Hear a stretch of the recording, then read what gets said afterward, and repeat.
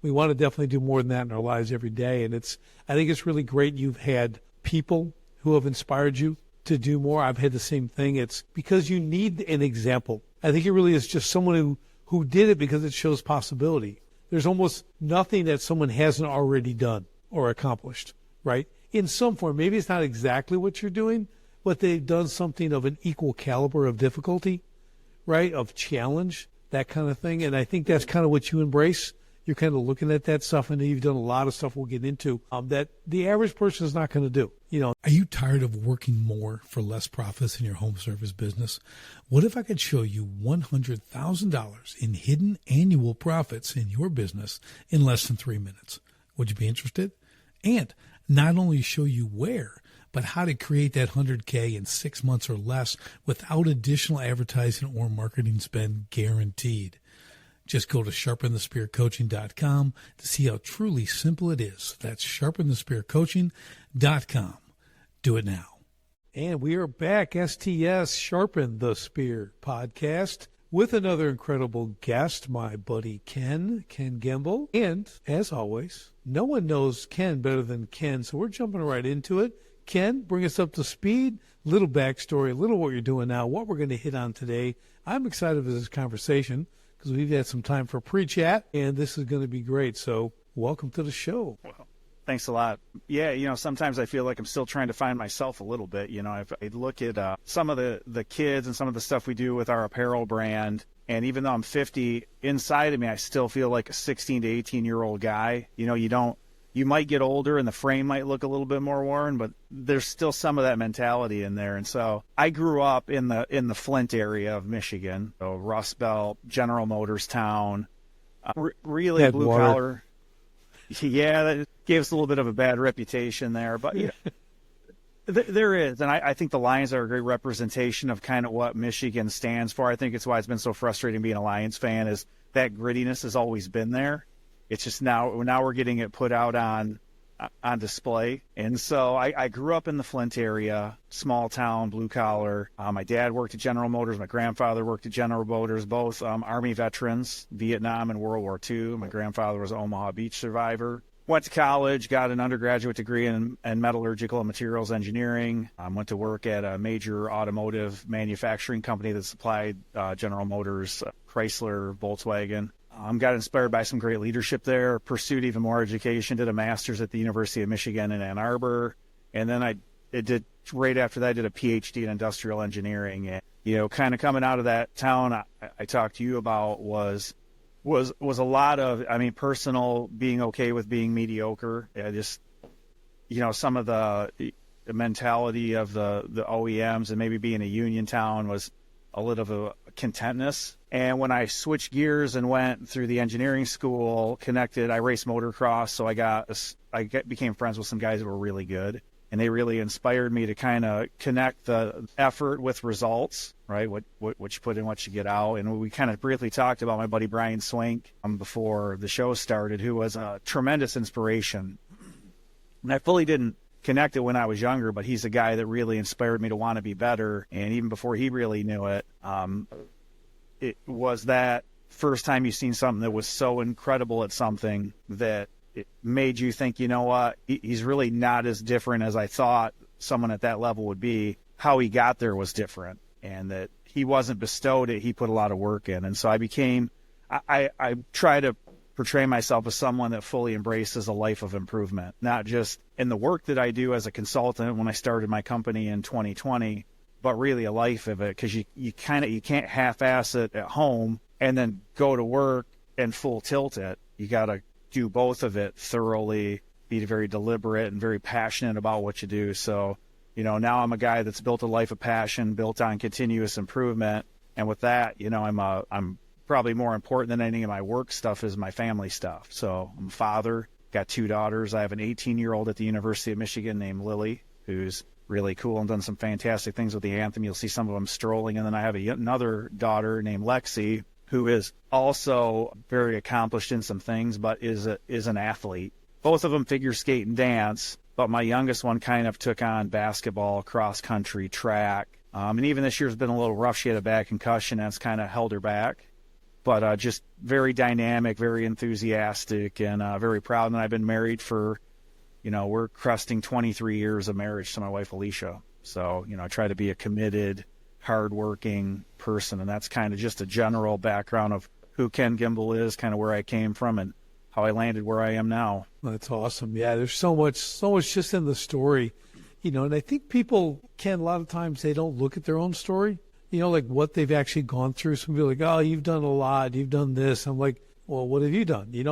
It's not, it's not the size of things, it's like, what have you accomplished to this point? So it's always good for people to review that, just like you did. It's good to hear that stuff. You went from, being a kid, okay, school, college, master's, PhD, like over time, you know what I mean? It wasn't like this back-to-back thing. While you're working, figuring things out, you start to discover mediocrity, okay, which is, it's good to discover it so you can stay away from it, right? So you want to know what it is, and like, okay, well, I don't want to be there. That's not a thing. I reach mediocrity when I wake up in the morning.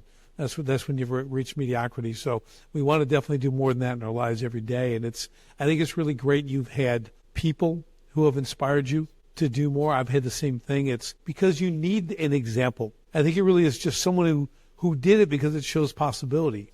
There's almost nothing that someone hasn't already done or accomplished, right? In some form. Maybe it's not exactly what you're doing, but they've done something of an equal caliber of difficulty, right? Of challenge. That kind of thing. And I think that's kind of what you embrace. You're kind of looking at that stuff, and you've done a lot of stuff we'll get into that the average person is not going to do. And that's what I love about this conversation, and I think people need to take that away, is that average is, well, it's average. Average is even below average. It's just being average is below average. Okay, so it's a terrible thing. And we can do so much. Anybody can do so much and be above average. That's that next step up. That's not even, and they can do that. So let's dive into some of that stuff, because I know you've had quite a journey. So let's talk about some of that stuff. And when you say that, one of the things that dawned on me in the conversation there was when I finished my dissertation for my PhD and the committee walked in and they're like, all right, Dr. Gimble, you have, after they've done, because they had been reviewing my document for a long time, and they told me that I was done, essentially. You expect balloons and stuff to drop from the ceiling and somebody to show up, and you're just like, okay, what's next? You constantly shift, and it's a little bit of something that, might be an improvement opportunity. Is sometimes I got to remind myself to take a step and kind of look at the things that you're talking about and kind of embrace the moment for a minute, because you get so hungry and focused. You're like, what's next? What's next? I expected to do that. So when you do it, it doesn't feel like a celebration. It feels like an action that you crossed off the list. And you're like, okay, I'm done with that. And it is. Called you doctor. That's all you got. Yeah. Right? They said Dr. Gembell, and you're okay. That's all there is. What's next? I got the DR. It's still funny to me when I hear it now, because I joke with some buddies of mine, and I did a podcast with a guy I went to high school with called the Broverdose. Like, he started working out. This guy named Bill May wanted to get really fit, and I joked with him. I was like, yeah, I guarantee nobody thought I'd have a PhD in engineering. And he's like, yeah, you're right. Back in high school, there's no way we'd have thought you were that guy. But it's that paradigm shift and finding that passion in life that fuels you to go after all the stuff that people tell you can't do, you shouldn't do. It's hard to do. They're just, a lot of people don't want you to do it because they don't want to do it. That's it. And it's unfortunate. Yeah, it really is, Ken. That's so many people that they're going to, it's that crab bucket thing, crabs in a bucket, you try to climb out and the crabs pull you back down. Even though you're one of them, they try to pull you back down because people don't want to see you succeed. When I talk to people starting a business, I tell them one thing. I said, there's two people you don't ever talk to. That's family and friends about your business. Never talk to them about your business, because you're going to get biased data, good and bad. They're not going to want you to go risk everything or this or that or try to succeed, or they're going to tell you that everything's sunshine and rainbows and you're going to be awesome. That doesn't help you at all, because that's a lie too, right? So they have these biased things. So a lot of times, and kind of what you have to start to look for the next circle, right? Where's the next room I need to be in? Okay, I'm kind of smart here. I'm Dr. Ken now. Okay, I got to go to a different room now, and like I need to get around other people who can elevate me to the next thing, right? Right. Yeah. One of the most key learnings is, and it comes from motocross, is if you want to be fast, you ride with fast people, right? So my friend Brian, while I never really got to ride with him a lot because he was already a top-level professional, when I rode with friends, I always tried to get on behind someone faster. If someone passed you, you would try to follow their lines, look at whatever they did, and kind of take in as much as you could take in, even if it's only for a short duration. Yeah, it's awesome. I did the same thing in boxing. I'm getting in with pros. Okay, I'm this amateur, and I'm getting beat pillar to post like on a daily basis. I mean, I remember the first time I was happy getting out and I didn't have a headache. So my head didn't hurt. I'm like, I'm a winner. Like they couldn't hit me as much, but that's what made me really, really good and helped me win championships, because I'm not saying I wasn't afraid, because I hate those first 4 steps you got to take to get in the ring. But once the bell rings, game on, but you get it done. But that's the only way you're going to get better, is to be around better people, and it goes back to what you were saying. People don't want you to succeed because they don't want to succeed, or they're afraid to take that step. So you have to go find the new people. Go work with the best as you can. I used to give an example of my kids saying, well, you can have a $60,000 a year job doing data entry, or you can go be an intern for a COO of this kind of high-ranking company for $30,000 a year. Which would you want to do? Okay, the mom will pick the 60. I go, no. You want to go to 30 with the COO. You want that experience, that exposure. You want to see what the top level is doing. You want to get in that network. You will surpass that 60K in no time in the future by tenfold, right? So it really is that mindset of who you're around that's so critically important, and even what you're around too. And when you talk about that, like, I don't recall a time in my career where I went in and said, you need to give me a raise. I always was so focused on trying to perform or do things. My mentality, and it maybe came from my dad and my grandfather, was be told to pull back. Don't be told you need to have more drive, more enthusiasm, more follow through on what you need to do. So anytime, and maybe that's what really initiated my focus, because when I started working, I'm in these big companies, there's thousands of people working, and like, what do you do to differentiate yourself? And I remember it being little things like, oh, this area wasn't very clean and organized. Okay, well, I got guys on restriction rate. You're in the union, and people have, like, those guys work their ass off. Like, the good people there, they grind, they do a phenomenal job. You almost don't appreciate them enough, right? The ones that are game in the system are the ones where I would focus my time, and I would take these guys and be like, all right, well, since you're on restriction, I want you to clean this up. You're going to wipe the machine down. You're going to mop this floor. You're going to do all this stuff. Oh, we're going to rework all these parts here. People started coming back to my area, and they're like, hey, where's all this rework? Where's all this? I was like, oh, we worked through that. We got this organized. I got these guys, I won't use the term that we used to call them back in the day. This is 27 years ago, but yeah, I was like, these are my resources, and I'm going to get everything I can out of the resources here, ethically, fair, but right. We're going to set a standard. And I see it as a gap now in a lot of companies with how politically correct we think we need to be in the corporate setting. And what I mean is accountability. We're afraid to hold bad people accountable because we feel that creates a toxic work environment. But the whole time your great people are looking like, what in the hell is going on here? Because they come in, you take typically what bad people don't do, and they go, I'm going to push this over to my good people. Hey, Richard, you do an awesome job, man. Will you help me out over here? I was very fortunate that I had my wife's uncle grab me. He was a union steward, so one of the leaders of the union in the plant. And he's like, Ken, the one thing you don't do is give extra work to your good people. He's like, find the worst guy, and his words like, make his life hell. I was like, that makes sense. It was the simple little lessons, though. So I took my worst guy, and I'm like, all right, I'm going to make sure this guy works all day. But what I did was I shifted the distribution of work. My good guys are like, what's wrong with this guy? He leaves me alone, right? My middle group, that 80%'s like, wow, if we just do our job and we do it good, Ken literally just ask us what we need help with. And it was such a learning moment, though, because you could see them just go, well, it's way better just to be pretty much left alone. And I do a good job. Ken asks me what I need. He gets it. I get work done. This one guy over here is not getting it, and he's getting Ken's full attention. He's getting 90% of my focus, right? And you kind of learn those little lessons in life. And so I like to recognize really good people, and I like to leverage them to set the standard and show this is what you can do, right? This is what we should do. Yeah, that's great. That's really important. I always had this thing I told my kids too. I go, well, if you want to achieve, you just got to do two things. You got to show up early and ask, what else can I do? I said, if you can do those two things, you'll probably be the CEO, okay? Because no one else does that stuff, right? So it's that initiative, the willingness to do more, like you're saying with your good guys, and you may get more, or they may just appreciate you, right? But if you're saying, what else can I do, which means you've mastered his work, maybe we got to shift this person, or they elevate them to another position, everything else. So it's always good to recognize that. And it's when it comes down to people, and you're managing people, and I've gotten better at it over decades. But, before it's just do the job or else. That was my beginning. It was my Marine Corps mindset.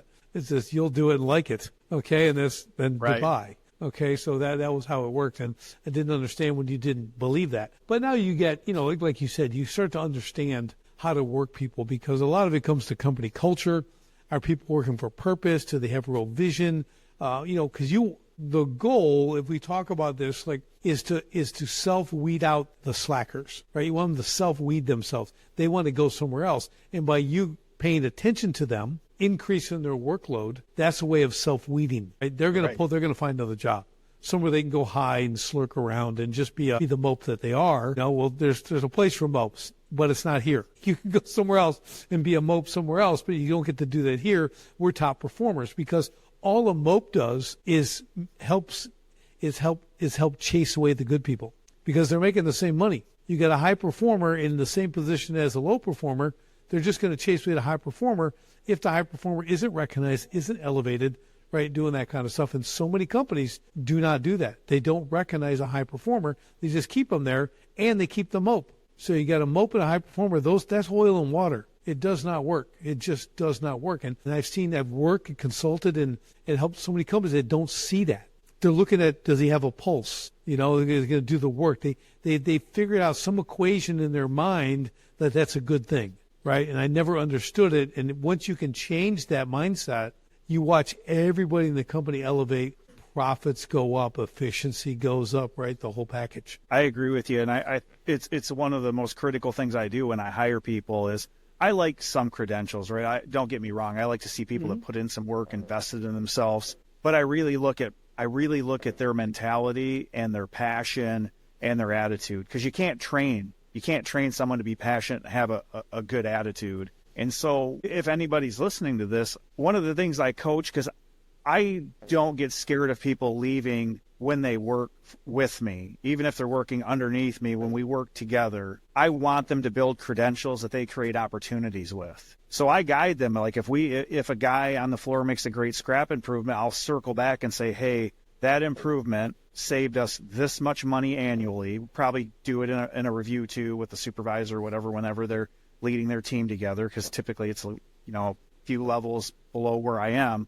But I engage with the people, and I like them to know that. And I'm like, that should be a bullet on your resume under this job, that you made this improvement, because without you, we wouldn't have made it. We needed your knowledge to connect the dots and find the gap to the problem, what was missing, and solve it. And when you're tough, when people consider what you're doing to be tough on people, when you look at a leadership perspective, sometimes they confuse toughness with being mean or holding someone accountable. And it's tough when that hasn't been there, and the gap to where you want to be is big. It can feel a little bit overwhelming. So trying to walk them up to it, but give them the little rewards where they can see, okay, they see the improvement. They understand that we're making the change. Because what I try to do is get them little bites of success that makes them more hungry to go after more and realize, like, oh, I did the one. Wow, maybe I can do two now. Maybe we can stack a few more of these up. And then that's the fun part of going in a consulting into specifically what I like is manufacturing operations, because it's not the sexy part. Mergers, acquisitions are really sexy, right? They get headlines and news. You never see one that's like, so-and-so made a productivity improvement of this much, and we reduced scrap by this much. Like, it's not the sexy stuff, right? But it puts money to the bottom line in a hurry, and it gives you a competitive advantage. Yeah, I love it. I think you had a really good point there. Like you talk about the bullet points on people's resumes. So I became a big believer in who's ever working for me. I want them to become better. I want them to be great at whatever their position is. That's my goal, make them great at it. And then people are like, well, that just serves your company. I go, no, that's not why I'm doing it. What I'm doing it is to get them competent and great at whatever the skill is or skills, whatever they are, because everybody leaves. Eventually, everybody leaves. So I started learning, well, if I get this guy up and he gets up to speed, he's really good. One of my best people, been here 5 years, and he gets offered this big job, big step up. Maybe he's running something or he's going to go somewhere. Am I supposed to like make him stay? Am I supposed to be bitter he left me after I taught him all this stuff? No, we're going to have a party. His picture is going to go up on the wall of fame. Underneath it is where he's going, what he's doing. He's now going to run a management. He's going to run a whole maintenance division at a college or whatever it is. Like, he's going to be on that wall. So when new hires come in to apply for the job and doing interviews, they're seeing all these people who had started here and went somewhere. They're like, wow, like this, yeah. I mean, some people have been here 25 years. Some people stay 5 years. Some people stay 5 days. It's just the way it is, you know. But if we can celebrate what they've done, that's awesome. Because what you're doing is you're making the workplace, and I mean the global workplace, better. Because they're going to go to that new place and go, man, where did you used to work? And they're going to talk about me, right? They're going to say, I worked here and they did this. Wow, man, they really trained you up well. And guess what else those people will do? When they know someone looking for work, they're going to send me good people. You got to work for Richard, man. You know, that's why I'm here, because of him working there. That's how I was able to get this job, because of what he did for me. So if people are going to start getting that mindset, build your people up, make them more competent, better as people, right? Give them skills beyond just the job. Like, they'll love you. That will increase your retention in a big way. They'll stay much longer. But when the time comes to go, because I also have a philosophy, when I coach my business clients, we don't look for the unemployed. Okay, we're only hiring employed people. We don't hire people unemployed, because they're usually unemployed for a reason. Okay, unless it was they got let go yesterday.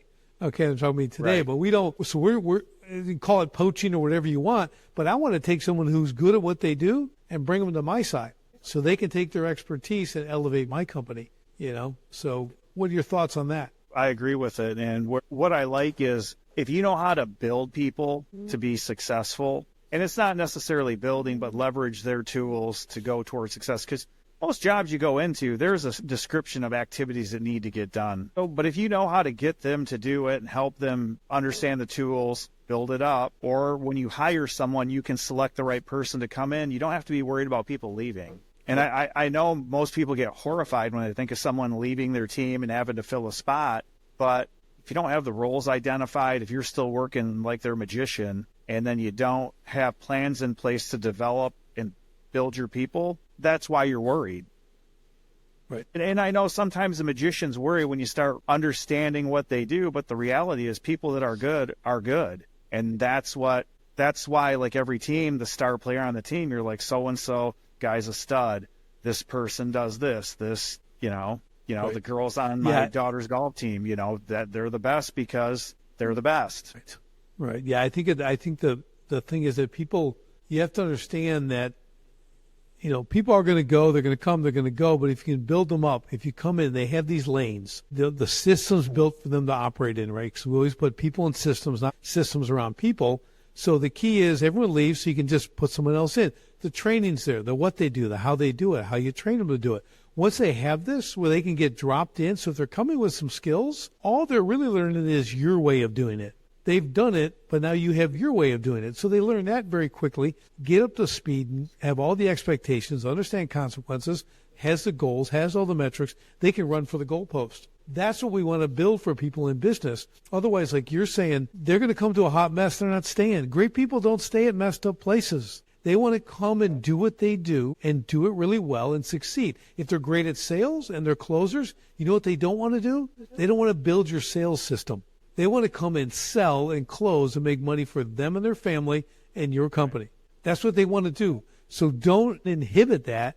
You got to build it out, because you're not going to get the great people. You're going to get the mediocre people who will never help you grow and scale your company, because they also are not going to build a system for you. So now you're just going to compound your problems because you haven't done the hard work in the beginning to attract the right people. And when you're saying that, I'm reflecting back on, so one of the things I studied was I created a structured methodology for tailoring, deploying lean manufacturing systems. It was kind of the foundational tool that really got me on my continuous improvement journey, personally and professionally. But one of the things I found out along the way was, one, it is fairly leader dependent, because one of the problems is people go in and go, I want you to do this, but that's for you, not for me. Like, you do all this change. But what I really learned was, because the systems are so simple, is that as leadership, we would underestimate the effort level it took to do the change, and maybe even diminish what they're trying to create and the nuances of the job that made it difficult. And I would see people rushed into putting something in, then it wouldn't work. And then you got the paradigm of like, this doesn't work here. So what I learned to do was help them craft their job, essentially, so that it was much more winnable. And I think it's one of my skills that I developed over time is, if people don't want to develop something, they won't, right? But when people do want to fix the problem, I don't assert my job description or function is. Now, I might challenge them and say, is that really the most efficient way to do it? Like, let's talk about these things. You're going to do it. I'm going to leave. I'm Ken, the consultant. So I want you to do it however you're going to do it, and you're going to do it every single day, whether you like it or not, because it's the right way to do it. And that's what I try to help them do, is create that systems. But what you also learn is sometimes those systems are used by a multitude of people, right? You have primary users, secondary, even tertiary users use a system. So then it's getting them involved in the process of doing it. So you know, it's not a unanimous decision, but it's collaborative. And then when you roll it out and you take the time to do it right, and you realize the man hours it takes, the likelihood of success is much higher, because now I didn't dictate you do it a certain way. I didn't demand. Now, we might want a standard of execution, you know, whether it's a cleanliness or inventory turns or a mean time between failure of equipment or overall equipment effectiveness on the floor. But you develop the system that's going to make you successful. But that's where someone from an outside perspective like myself can help them see some things they wouldn't see, even see tools, technologies that are out there. Now, there's some amazing AI technologies that can help people with systems. But that's the thing that I learned, is I really have we set timelines, we have actions, we do all that. But as much as we can, we let people develop their system, develop that process. Because the good thing about that is they get buy-in, right? If they can actually develop it, like if you give them the guidelines, because we do the same thing. So I got to help a business owner wants to systemize his business because it's a big hot mess. Okay, well, he or she doesn't want to do it themselves. They're like, well, so I work with the team. We come in but we set, here's the resources. Here's who you talk to. Here's the 30, 60, 90-day goal, right? Here's how we're going to do this. Then you can have them start working towards that with a bonus when it's complete. They also not doing it for their general salary. They're going to get a bonus because they're systemizing a position, right? That's worth a lot to me as an owner, because they will all leave, and I'll put new people in there and they can operate in the system. But those same people who built it now, they have some buy-in, right? Some pride, some like, hey man, I built this. This is pretty cool. And it goes back to the thing you said before. It's a great bullet point on their resume. They systemized this entire lane. They did this position. That's impressive. That is something you're not going to see in everyone's resume, right? And that keeps sticking with me, that you need to encourage your people to add that to their resume, because they'll do things in the job like you were talking about, the guy do that, but you don't tell them, hey, you know, that'll really look good on your resume, because a boss doesn't think, go tell them what look good on their resume for the next place they work. There's a different mind shift there. But you're like, no, you believe me, it'll make them feel good. And plus they get to tabulate their skills. They get to see that too when it comes time for promotion and everything else, right? Absolutely. And you know, when you have a bunch going on, you forget some of those accomplishments, right? So it's another thing that they can go, hey, remember all these things that we did. I led this initiative. We made this improvement. It's just a reminder of the great things that people have done to add value to a business. And it just goes to that thing, like there's the constant fear. I always hear people like, oh, what if all these people leave? Like if you can build people, if you treat people right, you won't have a problem getting the right people back in here, because there's some phenomenal people out. I think even with you know, some of how my jobs or career is blended into different things, I hear a constant thing of like, this generation of kids is never going to be successful. Yeah. There are some kids, and especially when I look into athletics, that are animals. And the one thing I like is I never want to tell them, hey, the probability of you being a pro is super low, because someone's got to line up on the professional team as part of the team and play in the games, play in the events. But what I like to do is connect them to the process, the discipline. And motocross is a little different because you don't have coaches typically. There's a little bit more now trainers and stuff like that help you see things that do different. But up until the last, 5 years ago, there really wasn't a lot of coaching in motocross. And very individual, very figure it out on your own. But that's what I like to tell them is like your coach typically is someone that was very good in the sport, didn't make it to where they wanted to go. They have a tremendous list of lessons learned that they would have loved to have done different if someone would have told them. So now it's up to you to listen to what they're telling you and execute what you can. Like if you really want to be a pro, that's up to you. There's 86,400 seconds in a day. The difference between you and Connor Bedard getting drafted number 1 is what he did with those 86,400 seconds in a day. Probably wasn't partying, probably wasn't eating garbage, probably didn't take a lot of days off, probably had a very deliberate plan how he was gonna get there. It's the form of luck that my company represents, the laboring under complete knowledge luck to get to success. So, that's what I like about a lot of the athletes, whether it's, watching my daughters figure skate, watching them dance, watching my oldest one sing, watching my youngest one run, and want to do different things like race motocross. Like she wants to start doing the things that I love to do. And then I watch these kids that play hockey and football, and I see how they train year round, or they're focused on it, whether they play multi-sports, but they're not afraid to put the work in. And I always tell them, like, what you're doing now, if you make it, that's awesome. I will go to a game and watch you get called out when you get introduced. But if you don't, what you're learning now will help you professionally as a business person or to create a career, that discipline in the process. And so learn to embrace the difficult aspects of the process, because when you get older and then you have to figure something else out, you can reflect back on this to make you better. Yes, so true. It's just, it's never wrong to work hard. Okay. It's never wrong to increase your skill to its highest level. It's going to benefit you whether it's that sport or that effort or hobby, whatever it is. It's always going to bleed over. It's always going to cross over into everything you do it, because it's character building. All that stuff, especially in sport, but any difficult endeavor is character building. That's what it truly is. When we hire, we want to hire for calling, character, and competency. Competency being third. That's the easiest thing. You can always get people more skilled, but you can't create their character. I have an adult comes to me. That's beyond my pay grade, right?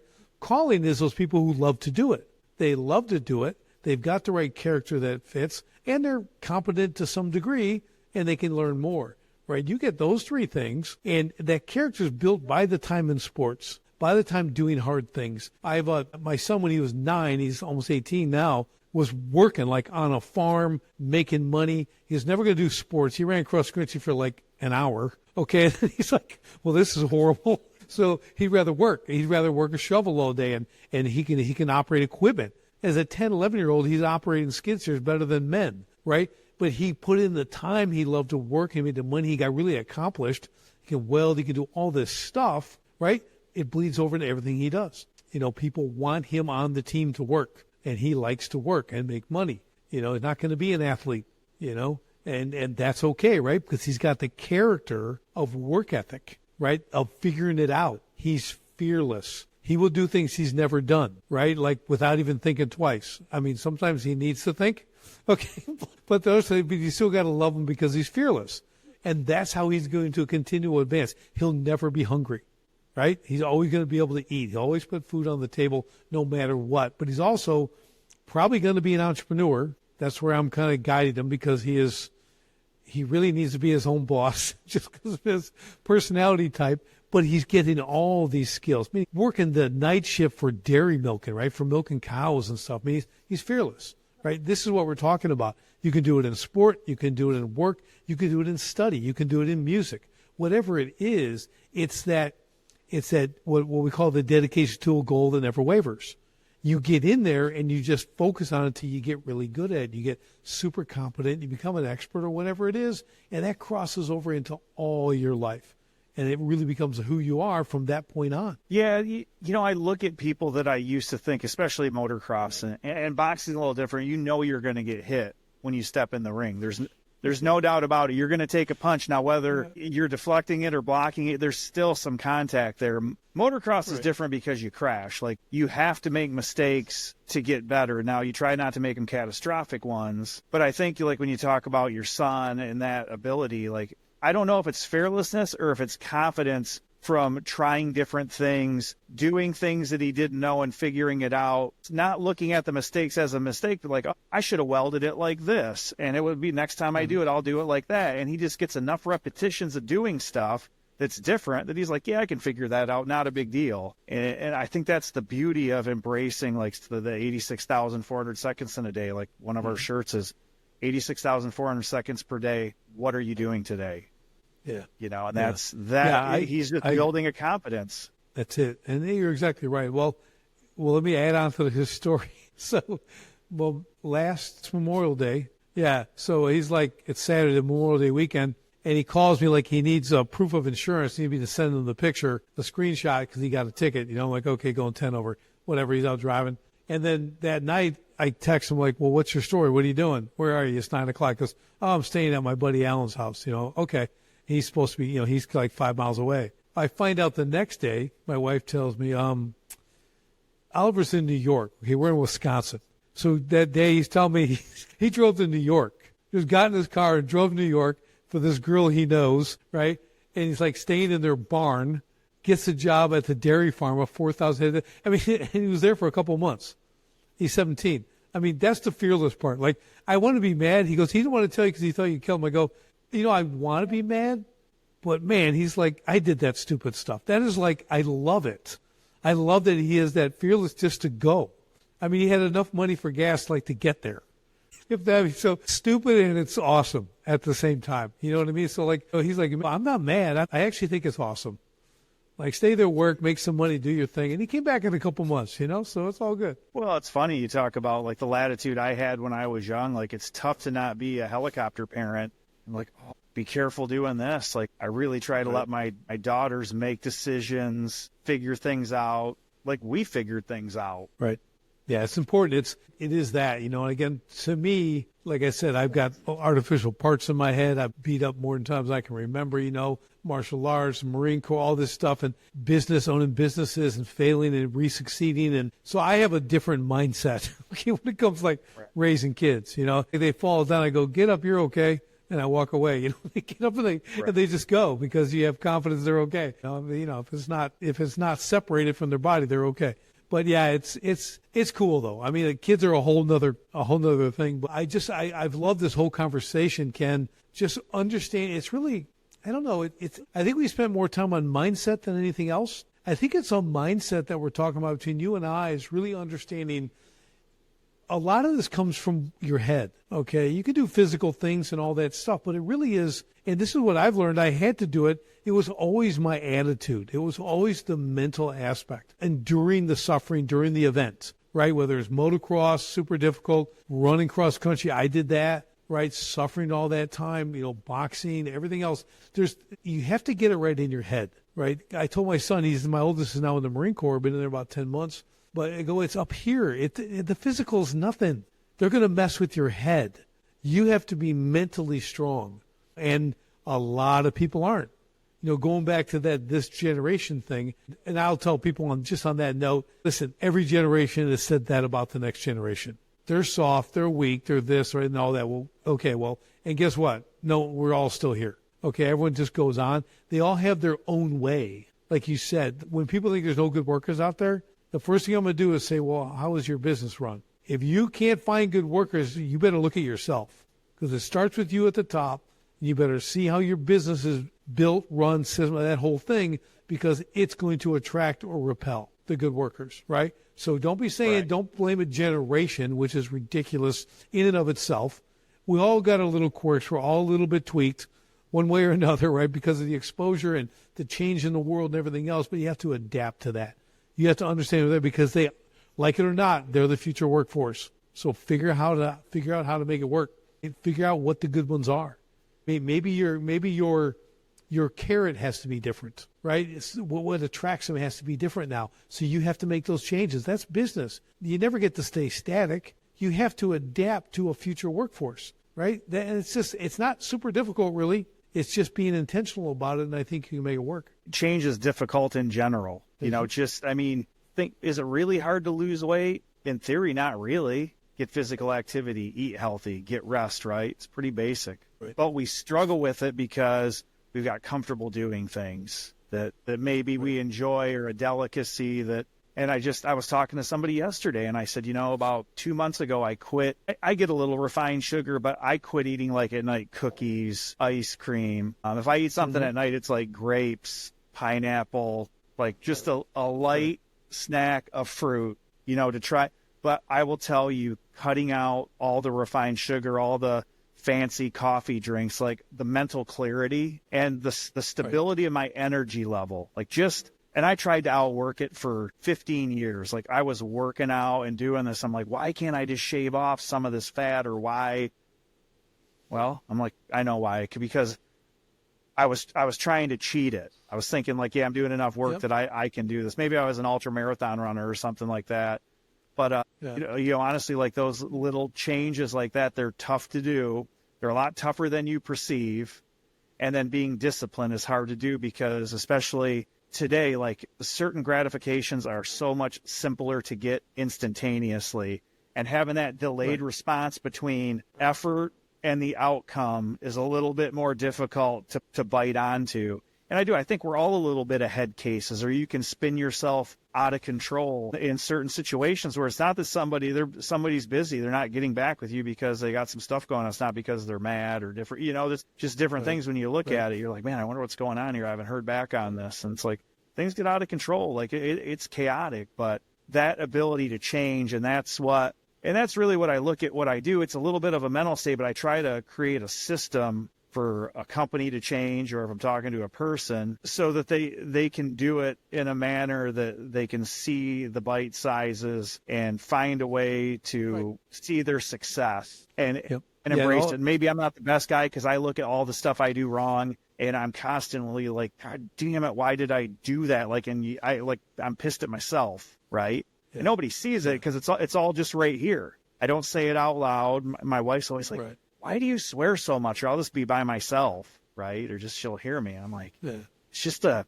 thing. I'm just mad that I made the error. I didn't get this, that I wanted that outcome, Is that like self-accountability? It's true. It really is. I mean, we're usually our hardest critics, that's for sure. So, but it is all that, right? It's everything we talked about. I think there's a lot to take away from this whole conversation, and I really hope people are really getting this. Like, there's a lot to consider in your own world, in your own way. It's not a matter of I need to be the biggest, the best, the biggest moneymaker, all this stuff. Everything really is a personal journey. It's really about developing yourself in situations. And if you're able to do that and navigate situations, that's where your leadership skills come in, your endurance, your perseverance, your grit.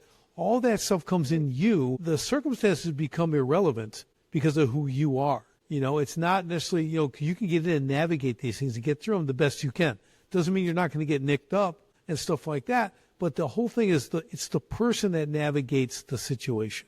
Right. And if you continue to work on yourself, again, get around great people, get around people that are better than you. That's the whole kind of theme of this, right? Really, it's about developing yourself so that you can perform in any situation you're put into to some degree. You may not be as good as others, but you're not going to be at a complete loss. I think that's one of the biggest takeaways of this. And I've really enjoyed this conversation, Ken. This has really been great. So how can people get in touch with you, follow you, check out your stuff? You got the apparel line, everything else. You got some great stuff. So share that with us, and I'll put that in the show notes too. Awesome. So luckunlimited.org is the web page for the consulting. And so that automatically comes to my email. luckunlimitedapparel.com is the apparel website. And the associated emails with that, it gets filtered to me. We're at Luck Unlimited Apparel on Instagram, at Luck Unlimited Apparel on Facebook, at Luck Unlimited on Twitter. We don't do Twitter as much. And on LinkedIn, Kenneth J. Gimble II, right? So those are the best ways to get a hold of me. And, if you have a business that's struggling and would like, especially in the manufacturing operation, that's where, just being a different forging, metal cutting, assembly lines, leveraging the resources. Sometimes I don't like to necessarily talk about workforce reduction stuff, but sometimes you go in there and you can just see where you have too many people relative to the work content, and we do. But ultimately, when we make the business more competitive, we like to think we're creating more jobs in the future because you control the margin. Your profitability allows you to earn more money to either reinvest in the business or to offer it to people that are owners of the business. So that's one of the things. But then if you're looking for something to anchor success to somebody, Luck Unlimited Apparel, I mean, it's a brand where we're trying to showcase not only myself, my daughters, friends of the brand, but other people that are working hard that maybe aren't getting the recognition. And we're getting ready to start a podcast here in the next, we'll say, month that my daughter Lexi is going to run. And we're going to try to grab young athletes, not necessarily young, but just athletes that maybe are underexposed, that we know are working hard, to try to give a platform for people to be showcased and see if it helps them in the long run. And ultimately, whether it's one interview or it nets them some engagement of somebody else, it's really to create a platform to help inspire people to work hard. And that's what we try to do through the apparel brand. We leverage athletics, motocross, hockey, football, figure skating. You know, really, it's just the things that we love to do. Wakeboarding, we try to showcase those people because they're just great metaphors for life. That's awesome. That's awesome. Yeah, it's good stuff. Ken, that is awesome stuff. So thank you again for being on. This has been an incredible conversation. And for all my listeners, you guys, you're awesome too. I appreciate you. So as always, we'll see you on the next Sharpen the Spear podcast. And don't forget, revenue feeds the ego, profit feeds the family. So if you want to see how I can show you at least $100,000 in hidden annual profits in less than 3 minutes, and not only show you where, but how to create that 100K in 6 months or less without additional advertising or marketing spend, guaranteed, just go to sharpenthespearcoaching.com. See how truly simple it is. That's sharpenthespearcoaching.com. Do it now.